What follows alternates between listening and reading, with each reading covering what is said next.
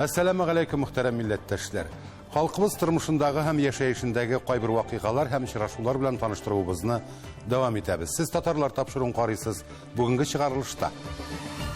Taysır'ın 100 yıllığı uğayından şiraşular. Sizden istegizde bir zor cevaplılıklar yatan. Milletimiz içinde, kilecimiz içinde, tilimiz içinde. Penz ülkesindeki millettaşlarımız tırmışı. Zavod Tatarlar için bu büyük zor gururluk. Harbi marş uğruna Kur'an süreleri. Bu bayramni uyushtiruvchilarga bek zo'r rahmat aytasim keladi. Ул bir o'zi orkestrga tura. Beethovenlar şagarmaları oynarga, dürüst oynarga. O bek ağır. Antalya'da ijadi şiraşular. Алар тәкъдим ителәр Татарстан көне уңайыннан концерт ясарга. Мин инде каршы килмәдем. Tukay yolu koya ilti. Kileşekte elbette indi turistlerini bu yol bilen celip itip bulaşak. Bütün Dünya Tatar Kongresi, Taysır'ın 100 yıllığı uğayından Rusiyanın Tatarlar yaşayan türlü tübeklerine işlikli seyahatler uyuştura başladı. Әлеге şaranın maksatı, massa kule məlumat şaraları jitekçilerin Tatarstan'dan çitte bulgan Tatarlar tırmışı hem yaşayışı bilen tanıştırıdan ibaret. Birinci sefer Şuvaşistan Respublikasının Tatar avullarına idi. Urmay, Tukay, Şığırdan, Uzun Kuvak avullarında milletteşlerimiz nişik yaşay. Bu hakta aldağı süjette.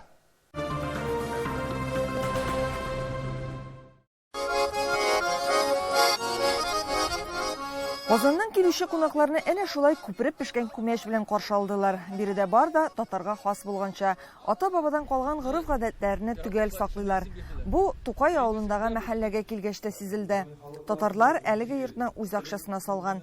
Шәһри Казан, Ватаным Татарстан газеталары, Сөембикә, Сабантуй, Ялкын журналлары, Татар-Информ, Матбугат электрон газеталары баш мөхәррирләрен, ак яулыклы әби апалар бу җирнең нәкъ терәге булган ирләр көтеп тора иде. Balalarımız bizde elhamdülillah başka avullar bile çalıştırganda insaflı, tevfikli, yani ebi babalarından iğrenip büseler, dağalılar, medreseye de ceriler tilep, dini beyramlarını medrese kısasında ütkerebiz mektepte tügülmanda, balalarımız da, analarımız da, bütünümüz şahat, bizning bu eşimiz bütünüse Nail Hazretke beyle, ul bizne dinimizni çeçek attırdı. Nail Hazret үз кеңешләрен авылдашларына гына түгел, баш мөхәррирләргә дә җиткерде. Sizden istegizde bir zor cevaplılıklar yatan. Milletimiz içinde, kilecimiz içinde, tilimiz içinde bir kalem yazgan aybirini balta bilen kesip alıp bulmayın. Sizden istegizde bir cevaplılık, mullalar üstünden etik cevaplılık var, sizden üstünde de şunday cevaplılık var. Bizden de bir söz bilen aytip yalgış kitirge buldurabız, sizin de bir nokta bilen kara bitirge buldurabız. Тагын бер киңәше хәләл ризык белән туклану хәерле. Мәхәлләдә дуга укып ипи пешерәләр.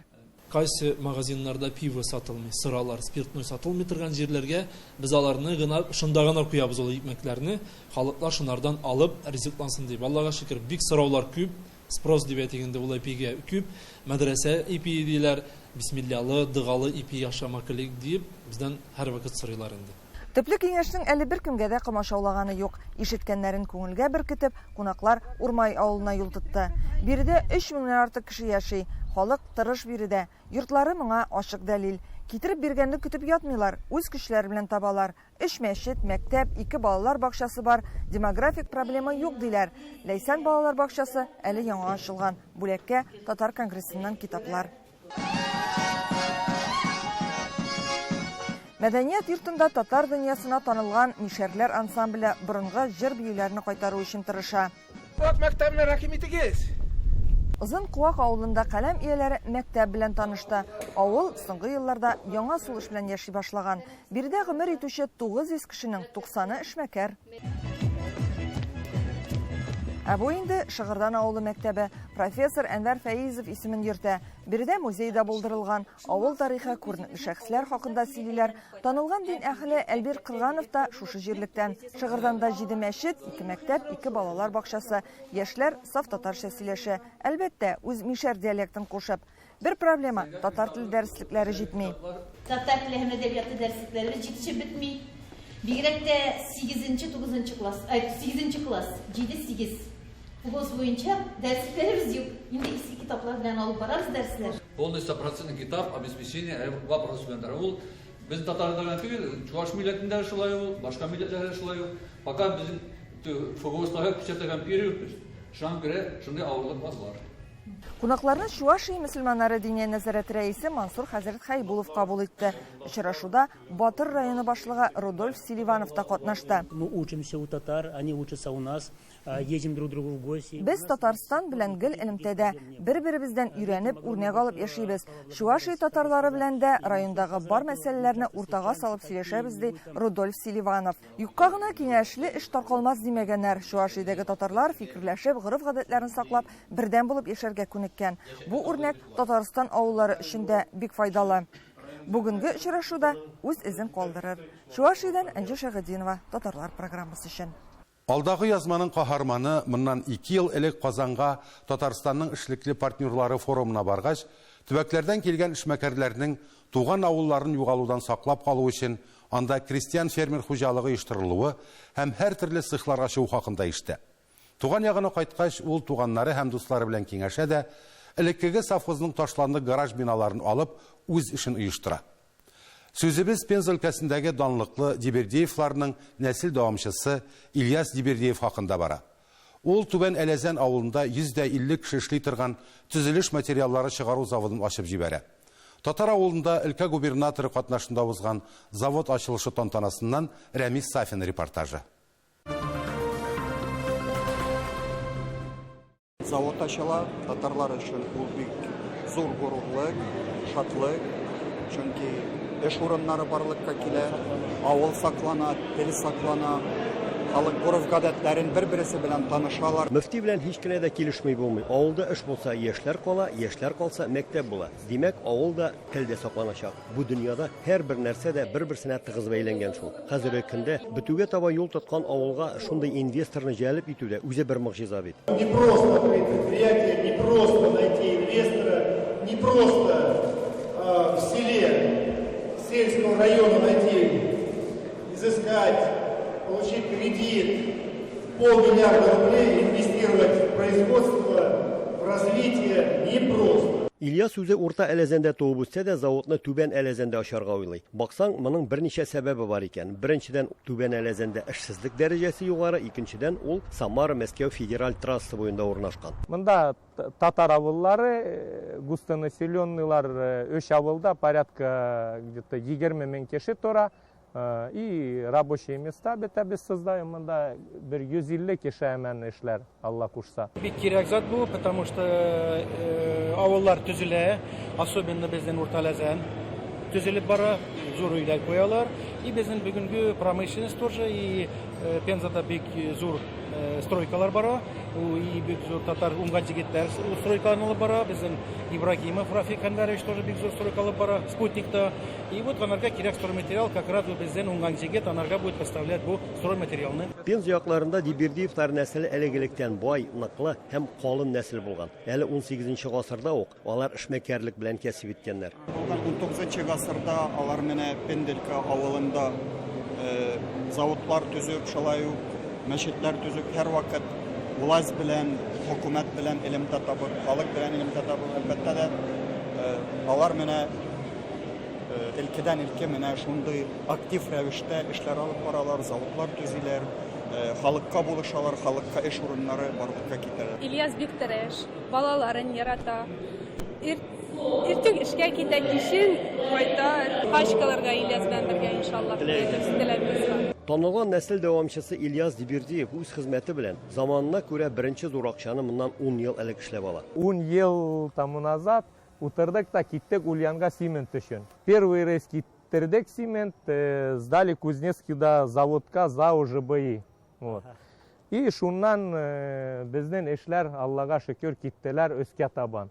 Тихо гына начали развиваться, машиналар һәр ел увеличивать паркны. Бүгенге көнгә безнеке иң зур автопарк йөртә торган сыпучий продуктлар в России. Элеккеге совхоз җирләренең 7 гектарында урнашкан әлеге завод 30дан артык төр төзелеш материалларын елына 450 мең тонна эшләп чыгарачак. Безгә кирәк показать себя с хорошей стороны, яхшы яктан. Без яхшы яктан күргәзербез үзебезне качество продукции белән.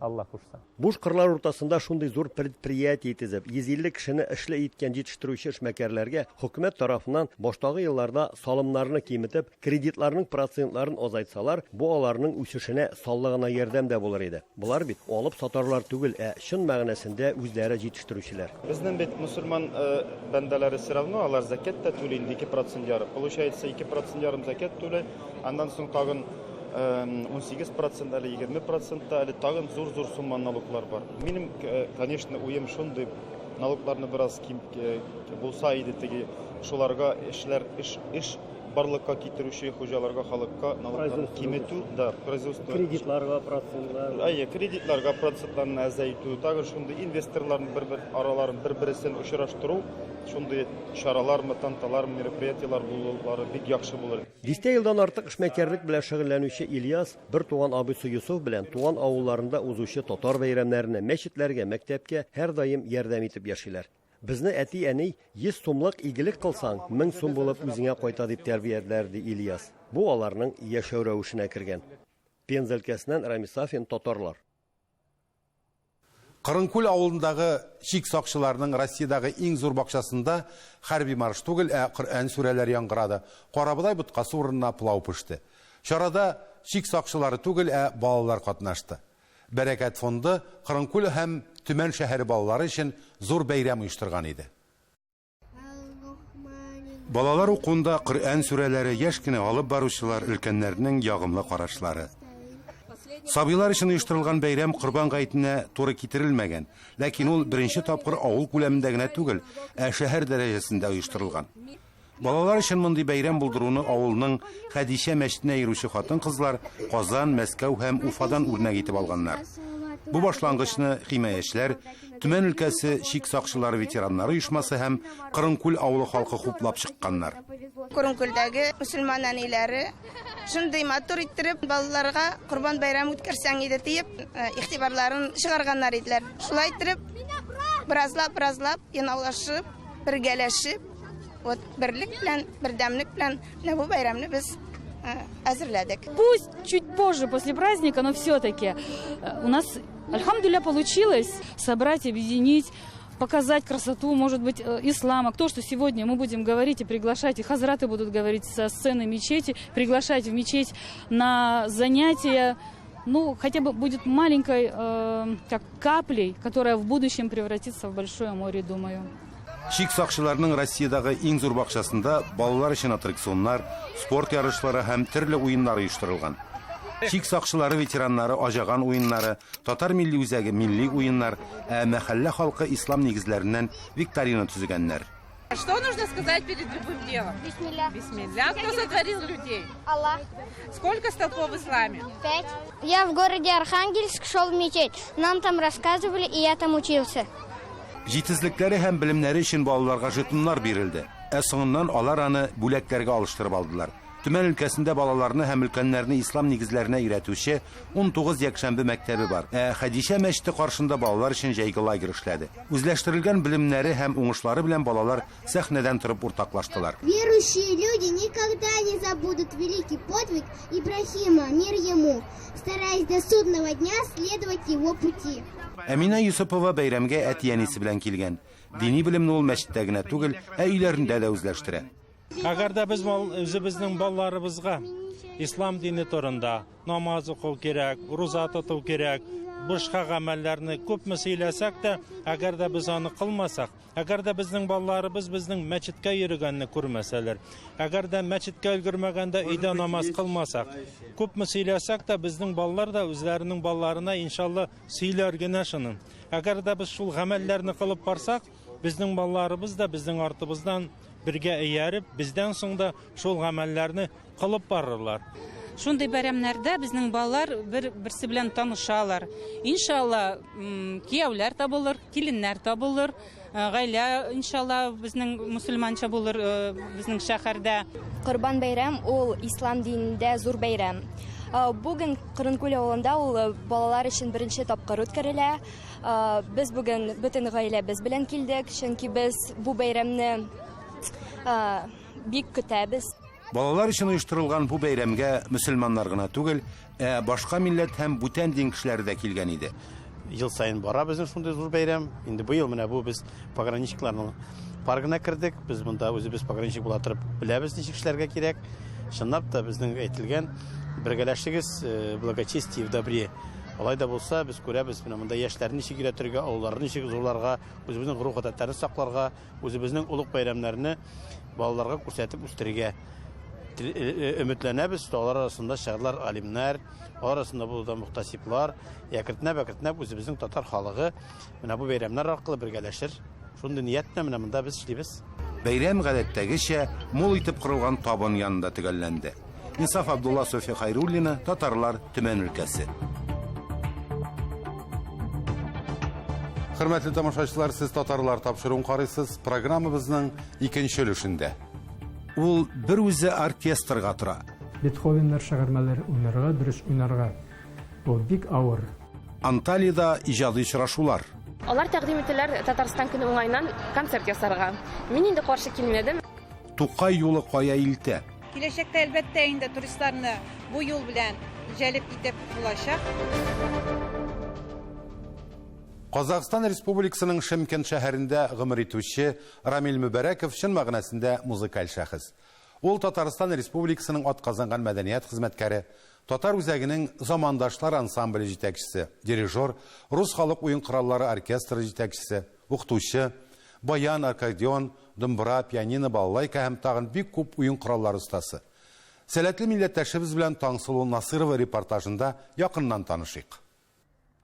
Шымкент музыкаль колледжы укуга чумган. Бары тик билим йортының концертлар залы гына гөрләп тора. Биредә Рус халык кораллар оркестры үзенең чираттагы көйен кабатлый. Әлеге оркестрны җитәкләгән Рамил абый Мөбәрәков оркестрның дирижеры да, баянчысы да. Рамил абый белән якыннан соңрак танышырбыз. Башта бераз оркестрга тукталыйк. Әлеге оркестр үзенең репертуарына рус, казак, татар һәм башка милләт вәкилләренең иң яраткан көйләрен җыйган. Ә кайберләренә Рамил Равил үзе аранжировка уйлап тапкан.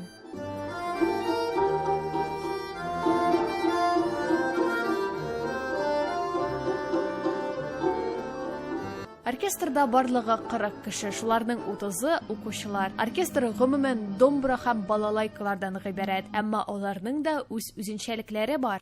Урыс халык домбра малый дип атала. Менә беренче, икенче, икенче рәттә икенче домбралар. Икенче бөлеме домбра, урыс домбрасы альтовый дип атала. Тоже беренче бөлеме, икенче бөлеме бар. Менә бу якта балалайкалар, беләсез инде урыс балалайкалары прима дип атала, альтовый и артта җегетләр секунда дип атала. И иң зур коралларыбыз безнең балалайка контрабас дип.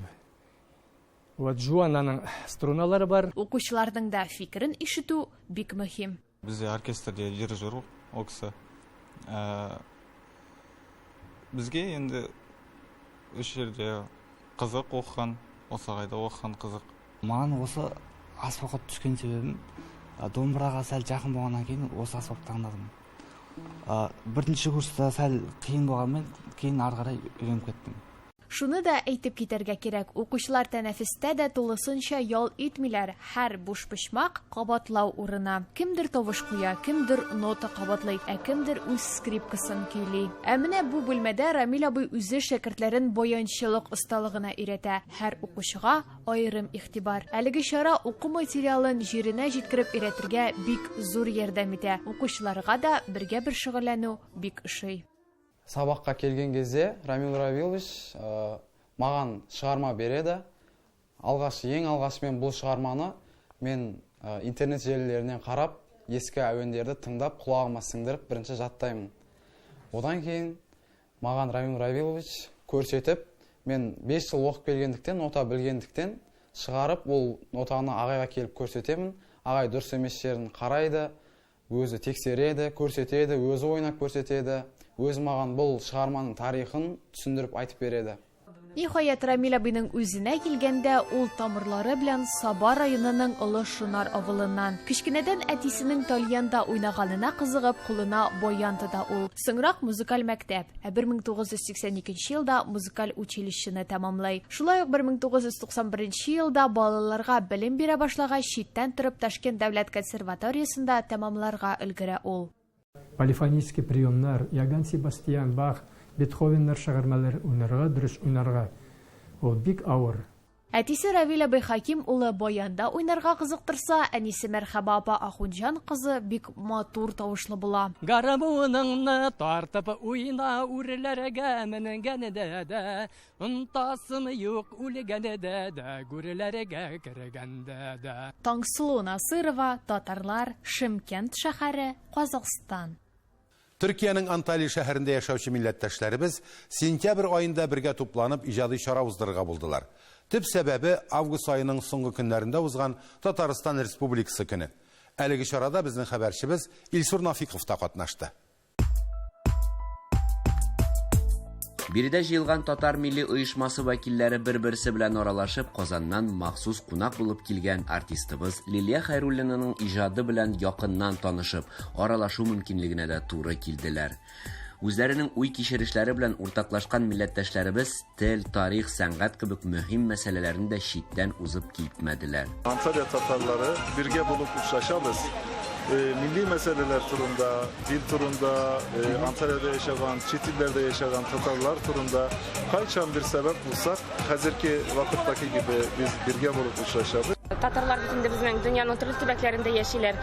Мин инде берничә тапкыр Америкага барып кайттым, Канадада булдым. Татарлар алар һәр илдә бар, шуңа күрә монда килгәч, мин әйтәм, бәлки диаспора нидер оешма бардыр Анталиядә да.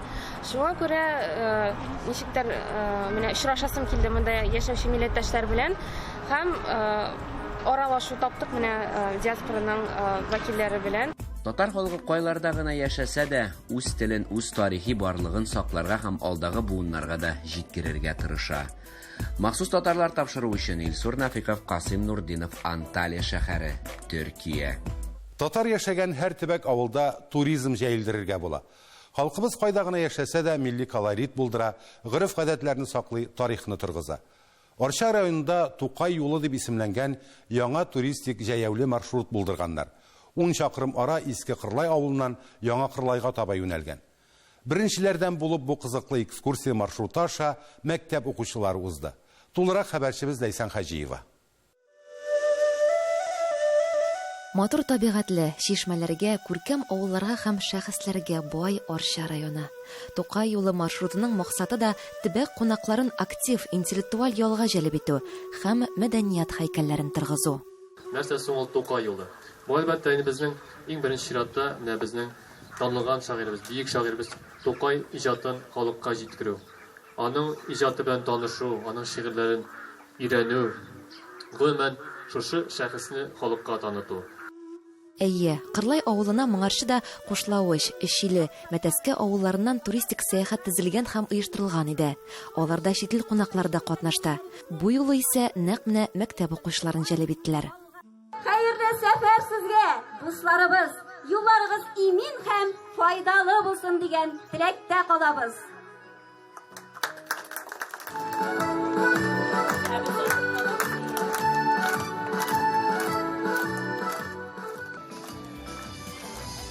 Укучылар ике авыл арасындагы араны бик җиңел үтте. Туктап торып, юлда очраган мәгълүм тарихи урыннар белән дә таныштылар. Үзләре өчен яңа кызыклы фактлар ачтылар. Экскурсион маршрут аларны Яңа Кырлай авылына китерде, биредә урнашкан Габдулла Тукай музеена. Кәҗә белән сарыкта да ияттек бит күр әле. Рәхим итегез, дуслар. Иске Кырлай җиренә кечкенә апуш таптаган сукмаклардан йөрергә. Дөрестән дә Яңа Кырлай авылында гаҗәеп мәхит. Моны кунакка килгән һәркем сизә. Сикерде төште суга. Шумды да китте. Тәмам, юк булды күздән шунда ул. И Казан арта. Сиңа кайттым сөеп тагын да мин. Яңа Кырлай авылы, Габдулла Тукай авылы. Биредә һәр нәрсәдә аны хәтерләтә сыман. Хәтта күлендә дә чәчләрен таратып суанасы яши кебек. Укучылар канагать, күпләр өчен бу ачышлар көненә әверелде. Үзләренең туган төбәге турында яңа кызыклы мәгълүматлар тупладылар. Бездә бүген бик зур бәйрәм, Тукай юлына сәяхәт. Мин бу бәйрәмгә икеләтә шатмын, чөнки беренчедән Тукай безнең якташыбыз булганга, ә икенчедән мин үзем Тукайның әтим ягыннан 5нче буын туганы булганга, мин моның белән бик горурланам. Монда алган уй кичерешләремне мин иптәшләремә дә сөйләячәкмен һәм аларга да шушы юл аша узарга тәкъдим итәчәкмен. Россия укучылар хәрәкәте, Татарстан варислары берлегендә торучылар Тукай юлы җәяүле туристик маршрутны минем уйлавымча белергә тиеш. Татар теле буенча күп телле конкурсларга, олимпиадаларга җыйдым һәм җиңүләр яулыйм. Минем иң яраткан телем татар теле, чөнки бу минем туган телем. Бу сәяхәтне үткәнче мин үземнән бик горурланам һәм минем күңелемне куаныч хисләре биләп алды. Бөек Тукайлы Казан артында туым белән мин чын күңелдән горурланам һәм үземне бик бәхетле дип саныйм. Миңа туган телгә, Тукайга мәхәббәт кичкенәдән үк әнием уятты. Минем беренче сөйләгән шигырем дә Габдулла Тукайның Шүрәле поэмасыннан өзек булды. Бу сәяхәт миңа бик ошады. Алдагы көннәрдә дә мондый шәп сәяхәтләр үтсен иде. Сәяхәтнең финиш аккорды музейда укучылар өчен интеллектуаль уен оештырылган иде. Уй кичерешләребезне әйтеп бетергесез, безнең балалар шу хәтле канәгать бүгенге сәяхәттән, алар инде 14 километрга якын араны 2 сәгать ярымда үттеләр. Менә күргәнегезчә, алар инде хәзерге вакытта музей янында үзләренең уеннарын дәвам итәләр. Аларны монда Шүрәле, Суанасы һәм башка Габдулла Тукайыбызның әкият геройлары каршы алды.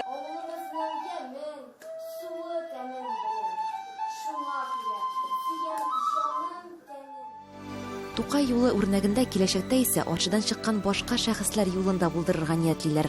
Габделнасыр Курсавый, Шихабетдин Мәрҗани, Шәмсетдин Культәси, Гомәр Баширов, Мөхәммәд Мәгъдиев, Гариф Ахунов, Алескар Камал бу төбәк шәхесләргә бик бай. Ләйсән Хаҗиева, Татарлар, Яңа Кырлай авылы, Арча районы. Хөрмәтле тамашачыларыбыз, бүгенгә менә шулар. Без һәр вакытта сезнең сорау тәкъдимнәрегезне күз уңында тотып эшләргә тырышабыз. Алда көндә дә исән-сау очрашырга язсын. Сау булыгыз.